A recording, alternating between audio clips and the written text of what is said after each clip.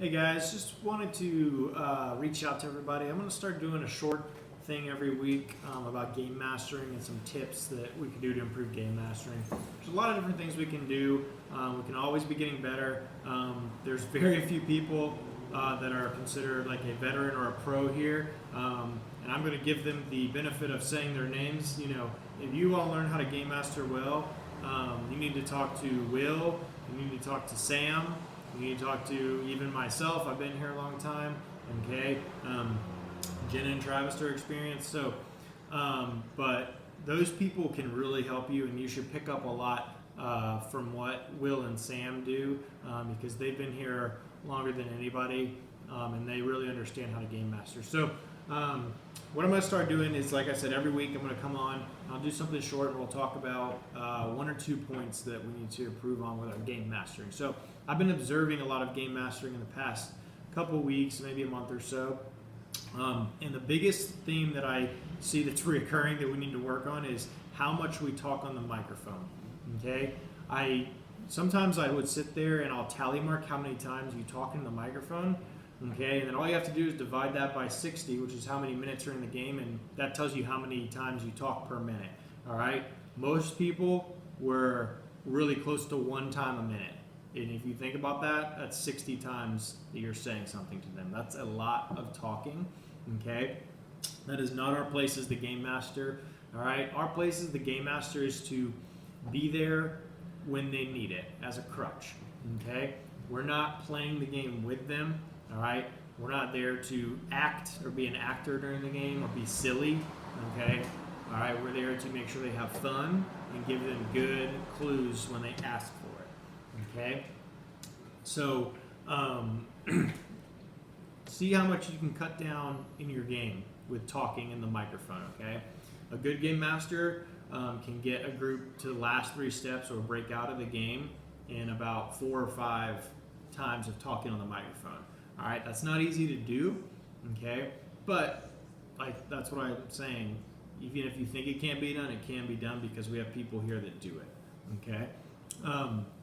So just keep learning with that, all right? And learn how you can cut things out, all right? Some things that we need to cut out that we say a lot on the microphone that will help get that number down is we do not need to say congratulations or good job all the time, okay? I hear a lot of people saying those phrases like every time their group completes something, okay? Let them just play and experience it, okay? If you have a group of kids that's having a hard time, okay, you're having trouble keeping them focused, and then they get something accomplished, then sure, say congratulations or good job. But for 99% of the groups, we don't need to say that. Okay, just let them play. All right. Another thing is, I hear a lot of people like putting themselves into the immersion of the game by acting and using like silly voices. Okay, absolutely not. That's a hard no, okay? It's not our job to act or be like somebody else on the microphone. You are you on the microphone. Be yourself, be their game master, okay? The game will take care of the immersion and the storyline part of things. You don't have to insert yourself to do that. Another thing, when people are asking for clues, we do not make them do silly things, all right? And case in point here, if they ask for a clue, we don't say, okay guys, tell me a funny joke and then I'll give you a clue. That's wasting their time, okay? The clock is still ticking. You're not stopping the clock to do that, okay? So if they ask for a clue, give them a clue on the step that they're on and get them through the step, all right? Understand that you are there to help them when they ask for it, okay? And that's it. You're also there to make sure they're safe and they don't break anything. Those are the only 3 times you should say something, all right? This what I'm talking about is not necessarily about the breaking of things or the safety. If they are in danger or they're gonna break something, say something, okay? But I'm talking about clue giving and guiding them through the game, okay? So let's really try to cut down on how much we talk on the microphone, okay?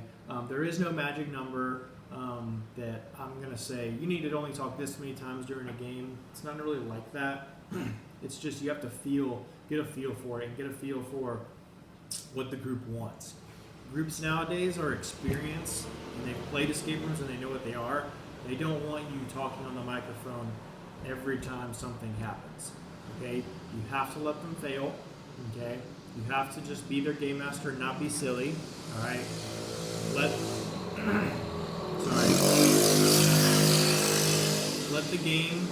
the game be the exciting immersion part for them. That's not your job. Okay? Don't make them do silly things for clues. All right? When they ask for it, just give it to them. Okay? So for the next week, guys, I'm going to be paying close attention. Well, not super close attention. I'm going to be gone for a week, actually, for my wedding. But I'm going to pay attention as much as possible before and after I come back, obviously. And I really want to see some improvement on how much you guys talk on the microphone as a game master. Okay? And let's also, on the spectrum of how silly we are, we really need to dial it back and get more serious. Okay? That doesn't mean we are boring and monotone when we talk to them, but we're a little too goofy and serious and goofy and silly right now. Excuse me. So we really have to dial that back. Okay, and just be their game master that knows the game really well. Okay, so that's all this week, guys. Work on that for me, and let's see what we can do. Thanks.